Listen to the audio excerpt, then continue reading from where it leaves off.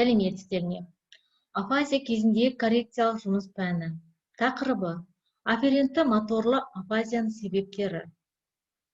Жоспары: афферентті афазия, экспрессивті тілінің бұзылуы. Афферентті моторлы афазияны түзету педагогикалық жұмысы. Афферентті моторлы афазияның күрделі түрі.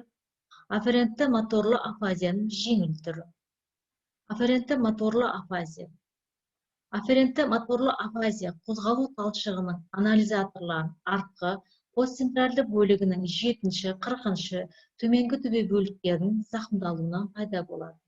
Афферентті моторлы афазияның орталық механизм болып, кинестетикалық сезу түйсігі табылады.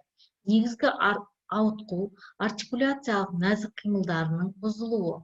Мұндай бұзылыста дыбыстарды және сөздерді айтқан кезде еріннің, тілдің керекті қалпын табу мүмкін болмайды.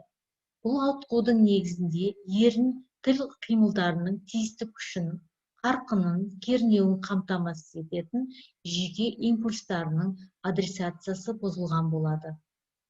Науқастың дыбыстар мен сөздерді тез және кернеусіз айта алмайды. Соның салдарынан жасалды және орны бойынша ұсақ бір дыбысты екінші дыбысқа алмастырып алады. Осының бәрі ауызша экспрессивті тілдің бұзылуына ықпал етеді. Экспрессивті тілдің бұзылуы. Экспрессивті тілдің бұзылуы лурия афферентті моторлы афазияның екі түрін бөліп ажыратады. Бірінші жағдайда артикуляциялық аппаратының әртүрлі мүшелерінің қозғалысының кеңістік симулянттық синтездеуінің бұзылуы сөйлеу жағдайының толық жоқтығымен сипатталады. Екінші жағдайда артикуляциялық жеке жолын таңдауының және сөз құрамына кіретін дыбыстық және буындық кешендерінің симулянтты жинақтауының айрықша бұзылуы байқалады. Клиникада бұл түрі өткізгіш афазия деп аталады. Ситуативті сөйлеу тілі біршама сақталуымен болуымен ерекшеленеді. Афферентті моторлы афазияның ерте кездерінде сөзді түсінудің күрделі бұзылуы мүмкін. Бұл түсіну барысында кинестетикалық бақылаудың маңыздылығы мен естіген хабарды жасырын айтуымен түсіндіріледі. Афферентті моторлы афазиясы бар адамға құрылысы күрделі буындарды талдау қиынға түседі. Науқастар бітеу, жабық буынды екі ашық буынға бөледі. Қатар келген дауыссыз дыбыстарды бөлшектеп тастайды.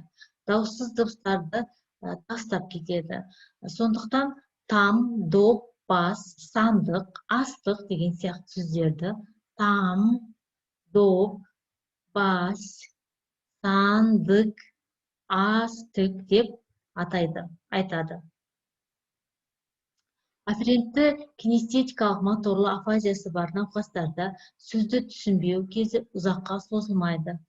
Инсульттан кейін бір күннен бірнеше тәулікке дейін, содан кейін ситуативті сөйлеу тілін түсіну тез қалпына келе бастайды және жеке сөздердің мағынасын түсініп, жеңіл нұсқауды орындай алатын болады.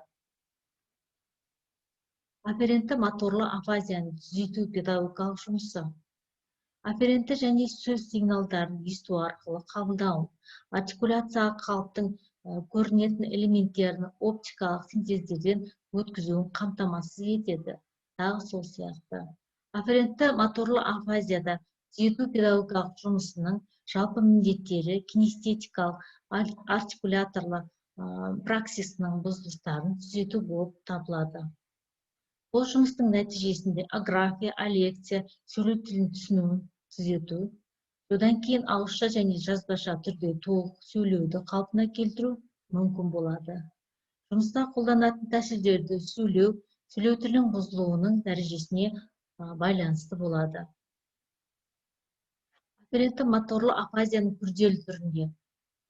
Афферентті моторлы афазияның күрделі түрінде түзету педагогикалық жұмысының алғашқы кезеңіне қалпына келтіру жұмыстарының міндеттері. Бірінші, сөйлеу тілінің дыбыстау жағын қалыптастыру.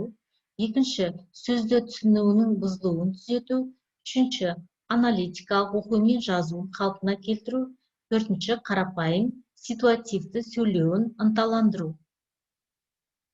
Афферентті моторлы афазияның күрделілігінің жеңіл дәрежесінде Түзету педагогикалық жұмысының негізгі міндеттері көп буынды бірнеше дауыссыз дыбыстар қатарынан келген сөздерді айтуында қалдық артикуляторлары қиындықтарын, литеральды парафазиялар мен параграфияларын, экспрессивті және импрессивті грамматизмдерін жою.